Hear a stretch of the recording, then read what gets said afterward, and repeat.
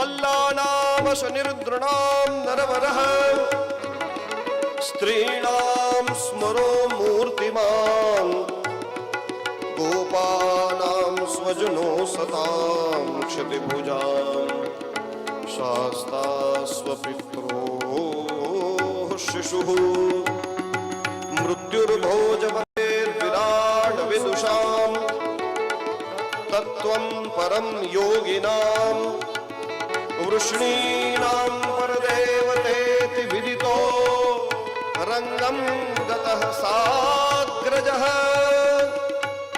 પોતાના ભાઈને હારે લઈને ભગવાન આવ્યા. કેવા લાગે? મલ્લોને તો જાણે એમ લાગ્યા કે અમારી ઉપર વીજળી પડી. સ્ત્રીઓને એમ લાગ્યું નરશ્રેષ્ઠ અમારી પાસે આવ્યા છે. ગોપાનામ સ્વજન, ગોવાળિયાઓને એમ લાગ્યું કે અમારો સ્વજન આવ્યો. અસજ્જનો જે રાજાઓ હતા એ બધાને મૃત્યુ રૂપ ભગવાન લાગ્યા. કંસને પોતાની મૃત્યુ દેખાણી છે. એની અંદર જે અવિદુષ છે, અવિદ્વાન છે, એ બધાને તો કોઈ વિરાટ પુરુષ અમારી વચ્ચે પ્રગટ થયો એવું લાગ્યું. યોગીઓને લાગ્યું કોઈ પરમ તત્વ આજ અમારી વચ્ચે પ્રગટ થયું છે. વૃષ્ણિ વંશી જેટલા યાદવ બેઠા એ બધાને એમ લાગ્યું કે આજ અમારા વંશનો કોઈ બહુ મોટો દેવતા અમારી વચ્ચે પ્રગટ થયો છે. આવી રીતના જેની જેવી ભાવના ભગવાનને એનું એવું રૂપ દેખાડ્યું. શલ, તોષણ, ચાણૂર, મુષ્ટુક, કૂટ આ બધા યુદ્ધ કરવા માટે તૈયાર થયેલા. ચાણૂર બોલ્યો કે ભાઈ તમારે અમારી હારે દ્વંદ્વ યુદ્ધ કરવું પડશે. એટલે ભગવાને કીધું દ્વંદ્વ યુદ્ધ તો કરીએ પણ તમે બહુ મોટા મોટા મલ્લો છો, અમે તો નાના નાના બાળકો છીએ. રાજાને પ્રસન્ન કરવા એ આપણું કર્તવ્ય છે. પણ જો અહીંયા તમારા જેવા મોટા મલ્લોની હારે અમારા જેવા નાના બાળકો યુદ્ધ કરે તો અધર્મ થયો કહેવાય. હવે આખી સભા ભરાયેલી છે. કારણ કે વૃષ્ણિ વંશીઓને બધાને ખબર છે કે આજે સત્તા પલટવાની છે. એટલે આપણે બધા હાજર રહ્યો. શું જવાબ મળે, શું થાય છે, આજ લડી લેશું. જરૂર પડે કૃષ્ણને તો આપણે બધા તલવાર ઉપાડીને કૂદી પડશું. અને કંસે પણ પોતાની પૂરી મહેનત, કારણ કે આટલા વર્ષોથી છુપાછુપીનો ખેલ હાલતો હતો. આજ પહેલી વાર કૃષ્ણ અને કંસ સામસામા થયા છે. ચાણૂર, શલ, તોષણ, કૂટ, મુષ્ટિક આ બધાને કહીને રાખ્યું હતું કે આટલા વર્ષો જે માખણ ખાધું છે, જે માખણનું તમે માલિશ કરી હતી ને આજ એનું ફળ દેવાનો સમય આવ્યો. ઉભા રહેજો બધા.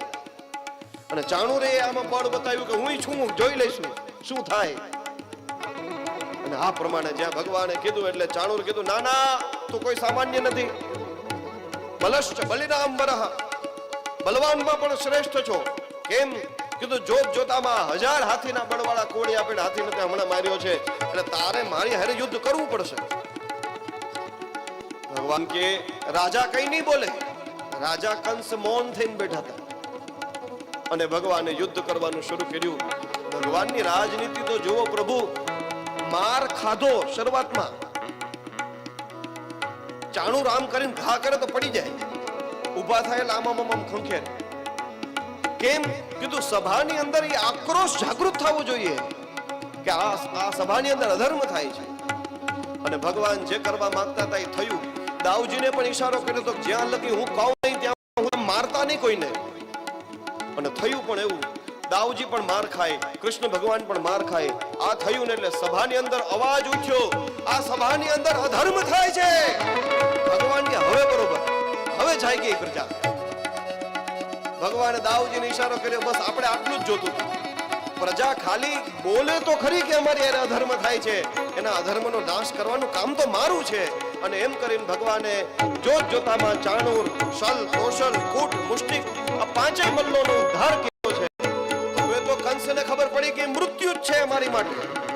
હાથમાં ખુલ્લી તલવાર લઈ વસુદેવને મારી નાખો, નંદને બાંધી દો, ઉગ્રસેનને મારી નાખો, બે બાળકોને મથુરાની બહાર મોકલી દો. આમ આદેશો દેવા માંડ્યો.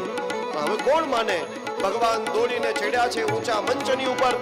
કંસ ભગવાનને મારવા માટે તલવાર લઈને આગળ આવ્યો. ભગવાન એના હાથમાંથી તલવાર ફેંકી દીધી.